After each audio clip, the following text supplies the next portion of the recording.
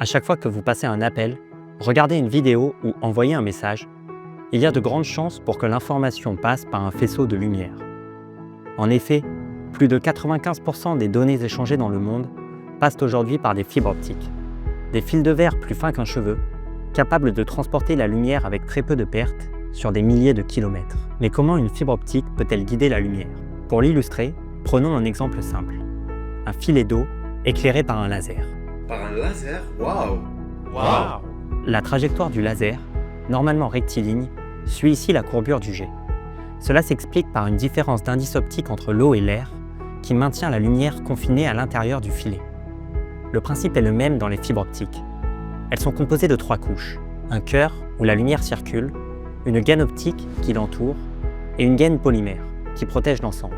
Le cœur et la gaine optique sont faits de silice, mais le cœur est légèrement dopé, par exemple avec du germanium, pour en augmenter l'indice de réfraction.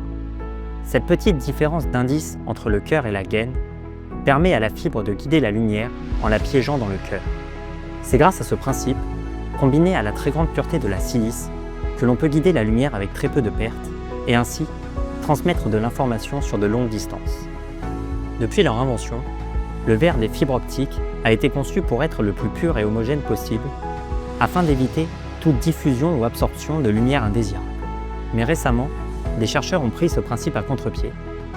Au lieu de chercher la transparence, ils ont intentionnellement introduit des nanoparticules dans le cœur des fibres. Ces particules peuvent avoir des tailles variées, allant de quelques dizaines à quelques centaines de nanomètres selon les conditions de fabrication.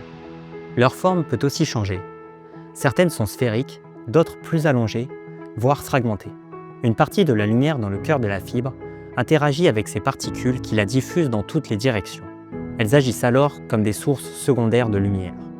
Mais alors, pourquoi les chercheurs ont-ils ajouté ces particules dans les fibres? Alors, donc les fibres optiques contenant des nanoparticules ont plusieurs applications. Une des applications, ça serait de mettre les ions luminescents dans les nanoparticules pour avoir des nouveaux amplificateurs, des nouveaux lasers, mais là, il faut limiter la diffusion induite par les particules. Au contraire, il y a plein d'autres applications qui vont exploiter cette diffusion de lumière, en particulier les capteurs qui sont basés sur la lumière qui va être diffusée vers l'avant ou vers l'arrière, ou alors par exemple les fibres diffusantes pour d'éclairage qui vont exploiter le fait que la lumière part sur le côté, donc on peut avoir à ce moment-là des sources de lumière pour de l'architecture. Et donc dans toutes ces applications, on a besoin de connaître comment la lumière va être diffusée de manière à optimiser les performances, donc plutôt sur le côté par exemple dans le cas des fibres diffusantes pour l'éclairage, ou vers l'avant, vers l'arrière pour les capteurs. Pour mieux maîtriser ce phénomène, il faut d'abord comprendre comment la lumière est diffusée par les nanoparticules en fonction de leurs caractéristiques, comme la taille, la forme, l'indice de réfraction ou encore la distribution.